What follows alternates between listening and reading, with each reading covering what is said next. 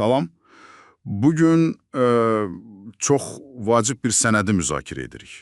Dövlət qulluqçularının etik davranış qaydaları haqqında Azərbaycan Respublikasının qanunu. Bəli, salam. Bu qanun deməli çox əsas məsələləri tənzimləyir. Məqsədimiz təkcə qaydaları oxumaq deyil, həm də anlamaqdır ki, bu qanun niyə var? Dövlət idarəçiliyi üçün, elə sizin üçün, yəni vətəndaşlar üçün nə ifadə edir? Əsas mənbəmiz də elə qanunun özüdür. Elədir. Gəlin elə başlayaq. Bu qanun kimlərə aiddir və əsas məqsədi nədir?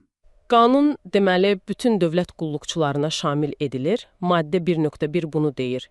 Məqsədlərə gəlincə maddə 2-də çox aydın yazılıb.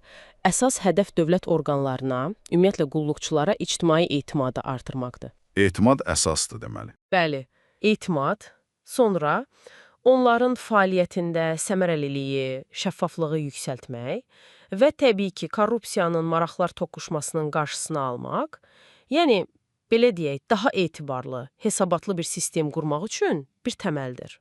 Aydındır. Deməli, hər şey etimad, səmərəlilik ətrafında fırlanır.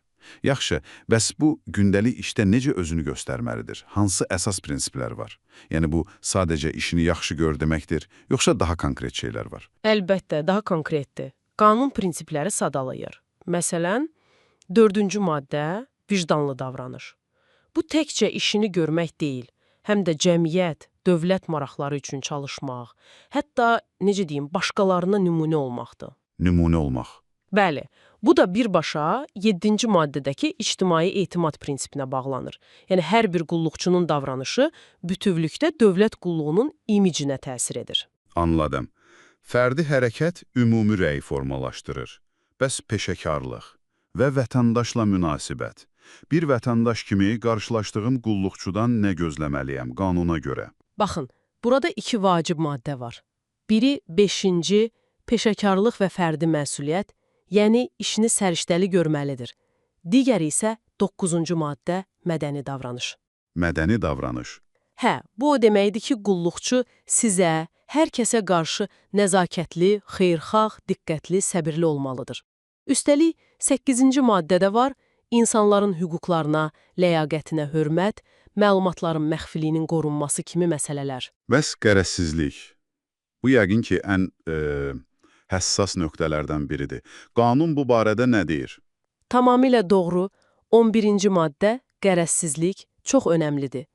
Bu tələb edir ki, qulluqçu qərar qəbul edərkən heç bir ayrı seçkiliyə yol verməsin. Nə irqi, nə milli, nə dini, cinsi və ya siyasi mənsubiyyətə görə. Siyasi bitərəflik də bura daxildir. Bəli, siyasi bitərəfliliyi qorumalı, şəxsi simpatiya və ya antipatiyaları işinə qətiyyən təsir etməməlidir. Onu da deyim ki, 6-cı maddədə loyallıq prinsipi də var. Amma maraqlıdır ki, bu loyallıq qanunsuz əmrlərə, fəaliyyətə şamil edilmir. Bax, bu çox vacib məqamdır. Deməli, loyallıq kör-köranə deyil. Bu məni başqa bir suala gətirir. Qanunsuz əmrlər məsələsi, 10-cu maddə. Bu vəziyyətdə qulluqçu nə etməlidir? Bu onu həm qoruyur, həm də məsuliyyətini artırır, elə deyilmi? Elədir. 10-cu maddə maraqlı bir mexanizm təklif edir. Əgər qulluqçu əmrin qanunsuz olduğunu düşünürsə, bunu yazılı şəkildə əsaslandırmalıdır. Yazılı? Hə, yazılı. Rəhbər israr edib əmri yazılı təsdiq etsə belə, qulluqçu onu yerinə yetirməkdən imtina edə bilər. Bu əlbəttə fərdi məsuliyyəti vurğulayır. Amma digər tərəfdən, qanuni göstərişi yerinə yetirməməyə də intizam məsuliyyəti yaradır. Yəni, bir balans var. Bəs maddi tərəflər?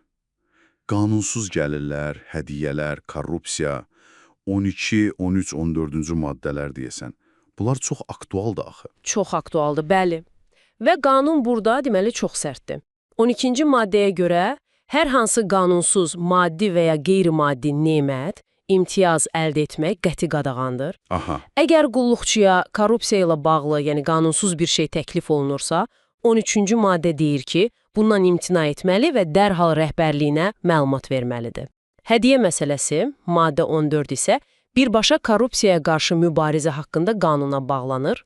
Əsas fikir odur ki, vəzifənin icrasına təsir edə biləcək, ya da mükafat kimi görünə biləcək hədiyyə olmaz. Bəs şəxsi maraqların işə təsir etmə ehtimalı, yəni o məşhur maraqlar toqquşması məsələsi, 15-ci maddə. O da çox kritikdir, bəli, maddə 15. Qulluqçu imkan verməməlidir ki, onun şəxsi maraqları özünün, ailə üzvlərinin, digər yaxınlarının maraqları vəzifəsini yerinə yetirməsinə təsir etsin. Əgər belə bir risk yaranarsa, Dərhal rəhbərliyi məlumatlandırmalıdır. Eləcə də dövlət əmlakından istifadə, maddə 16. Yalnız xidməti məqsədlə, qənaətlə olmalıdır. Xidməti məlumatlardan şəxsi məqsədlər üçün istifadə də maddə 17 qadağandır. Həmçinin siyasi fəaliyyətlə bağlı məhdudiyyətlər də maddə 18 məhz vəzifə mövqeyindən sui-istifadənin qarşısını almağa yönəlib. yaxşı, bu qədər qayda, prinsip var. Bəs bunlara əməl olunmasına kim baxır, kim nəzarət edir, kim məsuliyyət daşıyır? Nəzarət bir neçə qatlıdır, belə deyək. Maddə 19, 20, 21-də göstərilir. Birincisi, hər kəsin öz birbaşa rəhbəri, ikincisi, yuxarı dövlət orqanları və üçüncüsü, bu nisbətən yeni bir şeydir, etik davranış üzrə müvəkkil institutu. Etik davranış üzrə müvəkkil bu nədir? Bu müvəkkil deməli, vəziyyəti təhlil edir, təkliflər hazırlayır, vətəndaşların və ya qulluqçuların müraciətlərinə baxır, maarifləndirmə işi aparır. Deməli, xüsusi bir mexanizm var buna baxan. Bəs pozuntu olanda nə olur? Cəzası nədir? Qaydaların pozulması 23-cü maddəyə əsasən intizam məsuliyyətinə səbəb olur. İntizam məsuliyyəti. Bəli, intizam icraatına başlamaq üçün müxtəlif əsaslar ola bilər.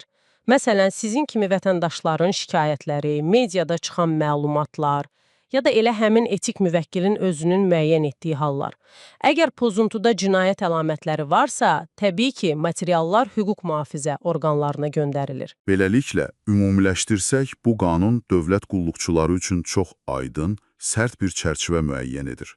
Yüksək etik standartlar, vicdanlılıq, peşəkarlıq, qərəzsizlik kimi. Həmçinin hədiyyə, maraqlar toqquşması kimi riskli sahələri tənzimləyir və nəzarət məsuliyyət mexanizmləri də var. Bəli, qanunvericilik səviyyəsində çərçivə tam olaraq belədir.